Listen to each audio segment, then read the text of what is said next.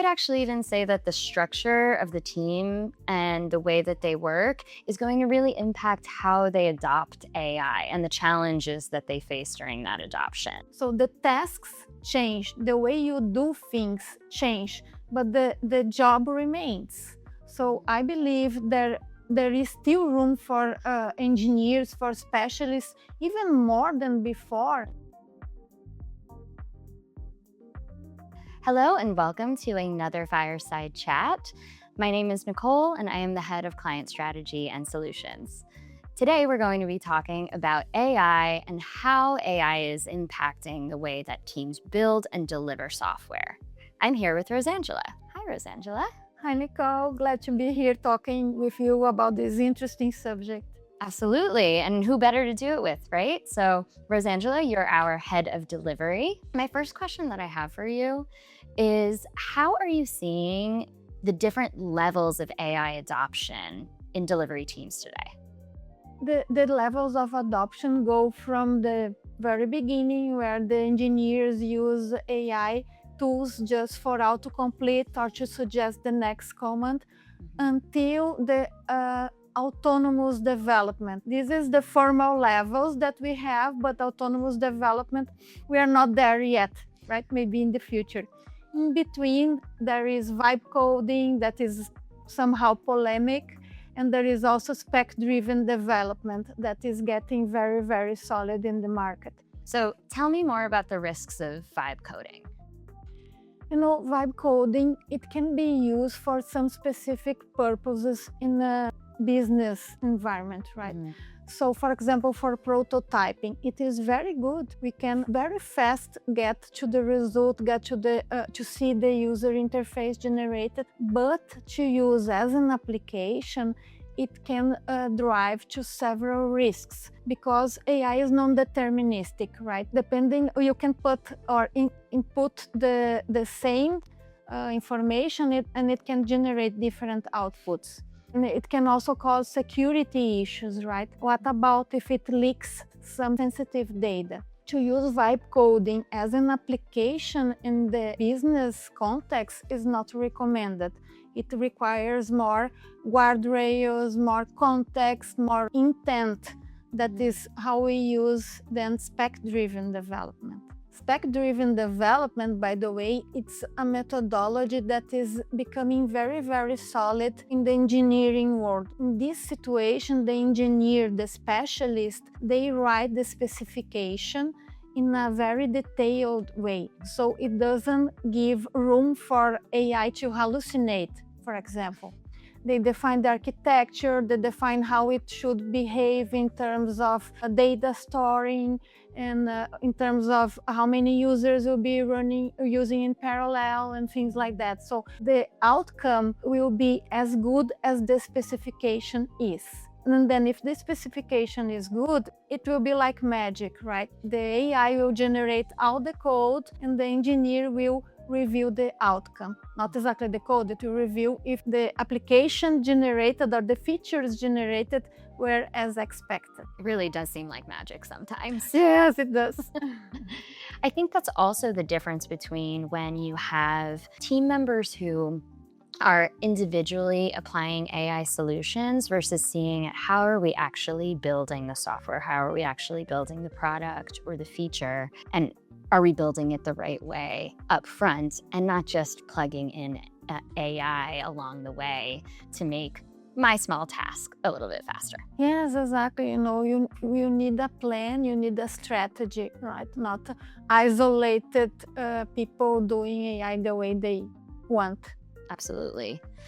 That leads me to my next question, which could be a little bit sensitive, but we hear it all the time, right? We hear rumblings of it at work and also in our news feeds on social media that AI is going to replace engineers or is already doing so. What's your take on that? I started my career 30 years ago when I was a developer, and things changed a lot. The way that we developed software 30 years ago, it's much different than we do now, but we still have developers, right?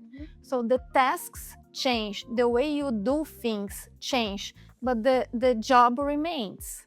So I believe there is still room for engineers, for specialists, even more than before, because the process is very important also.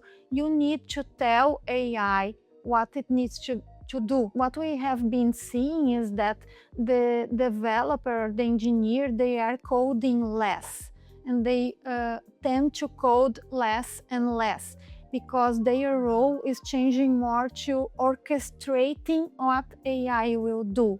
So they build the specifications, the SDD, spec-driven development. They gave instructions to AI, and then they review the outcome. They are all ready, and they will be coding less and less. It's a change on the way they work. Well, a lot's changing with the way we work, right? I think it's not just software developers. We're seeing it in every type of team.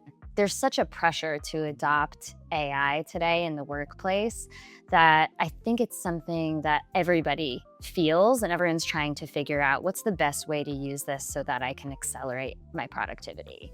Exactly. And we were talking about tooling, how AI affects the developers, the engineers. But how about AI affects the structure of the teams and the way that the company has to build their strategy and their workflows? What do you think about that? It's a really big consideration.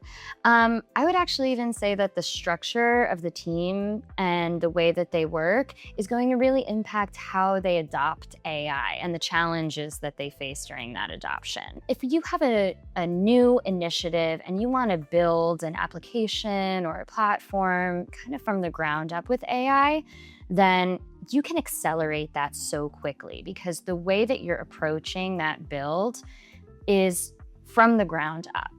Those teams are going to be building with AI in mind, and they're going to think about building that and what the system looks like using AI end to end.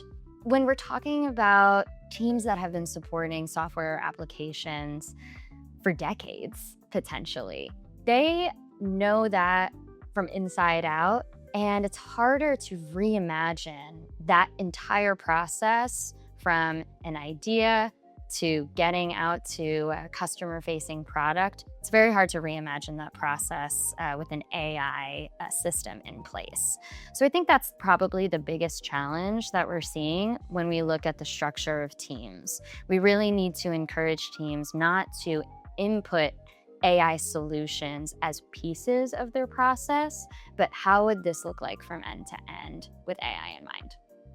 And Nicole, so we were talking about tooling and how the developer work and the engineer task have been changing. Sometimes we see these in startups. Naturally, it works on a more easy way because they started this way, right? But what have you been seeing in big enterprises where we have different teams working with different ways of working at the same time, the more traditional way and the AI native way? Yeah, we're seeing that cause actually a lot of tension between teams if there's not a clear initiative coming from the top down in how we need to use AI in our organizations. How this causes tension is because we're always going to have teams that maybe adopt these tools more readily. Maybe their software is a little bit more flexible, or maybe there's more ease of adopting new capabilities depending on the skill set of the team. For our teams that are working in more traditional ways, if you start implementing AI without ways of working training, you're going to quickly see that smaller bottlenecks become way bigger bottlenecks. So as an example, something that we always try to coach with teams is more cross-functional training. So how do we ensure that our developers aren't just throwing code over maybe to a QA team member and sort of piling that up? It's a very common occurrence in teams that work in more of a traditional way. If you add AI to that, all of a sudden you have developers that are creating exponentially more code, finishing way more work, and then throwing that over. So you're gonna see that bottleneck grow and grow and grow. That's really why you need to take the approach of thinking about the system from end to end, and how can we help accelerate all of it rather than just my piece. Yes, that's a very good point, right? Because AI is accelerating a lot the engineering piece. Right. So the engineering will not be the bottleneck anymore, right? If we do this right, engineering will not be the bottleneck. But if the business is not organized in a way that it can produces the scope or the requirements in the way that the engineer can consume, the business will become the bottleneck. Yeah, all of those roles are really changing with AI. I'm seeing product owners who used to spend a lot of their time building out the acceptance criteria, breaking down the work for the team. Of course, their role is always to understand the perspective of the end user, the customer. Now we're seeing the developers are able to actually create this product, the features so much faster, and they change so rapidly that that product owner is actually much more embedded into the day-to-day development of the team. That feedback needs to be given as it's being developed because it's being developed so rapidly now. So we don't really have the luxury anymore of sitting and really preparing that. You're working even more closely with your development team than you were before. So we will need the specialists in the loop, the human in the loop, guaranteeing that will not generate issues in productions, will not generate data leaks, will not generate impact to the company in production. Right? Right, I think that's one of the most important guardrails to put into an organization is have you defined what decisions still need that human input and that component? Where do you want to retain decision-making in your workflows? In the flow of value from an idea to getting to a customer, where are those decision points that you need to make sure that your subject matter experts are highly involved and that it doesn't sort of spin out of control with your agentic solutions? And it depends also of the nature of your business, the nature of the software that you are developing, right? There are areas that are highly regulated, that need more attention, more detail to one specific area. So the decision can be in one side. There are others that the most important decision is in the other side. What would you recommend to leaders to help them take AI adoption to the next level in their organizations? What I would suggest or even recommend to IT leaders is to understand in which level of maturity they are in their organization. Are the engineers or are the teams using AI as co-pilots, just reviewing or improving a piece of code, or where are them? And where you want to be or where your company needs to be. And then based on that, you select a workflow, build a plan. So I'm here, I want to get there. What I need to get there. So you might need some help to create this plan, but do this. Select a workflow, have this plan and execute it. If you do this right, you have a case.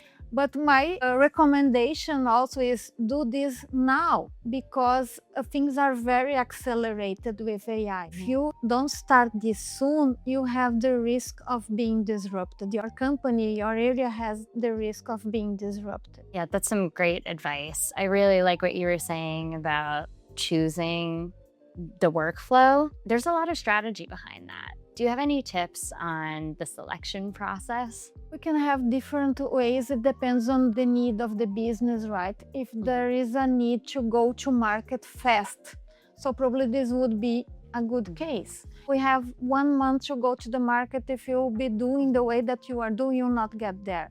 Use this as a case. You need to deploy something in 1 month, select the specific job to be done, and execute it. I think really what you're getting at is have you defined the business outcome? So I think too often we're focused on just the productivity. Can we produce more faster? but have we defined what business outcome we're looking for, and are we getting to that quicker as well? We don't just want more for more sake. We want the right thing. And I think that's what we're looking at when we talk about picking the right workflows, identifying the business outcome we're looking for, and then actually defining and mapping how that value flows from idea to end product. Exactly. So it's not just a matter of productivity, right? But what we are delivering, the outcome, how much it's improving or helping our businesses. Thank you so much for joining me today, Rosangela. This was a great conversation. Thank you too, Nicole. Follow eCore's channel for more conversations like this one, where we share our experience across industries. Thanks for joining.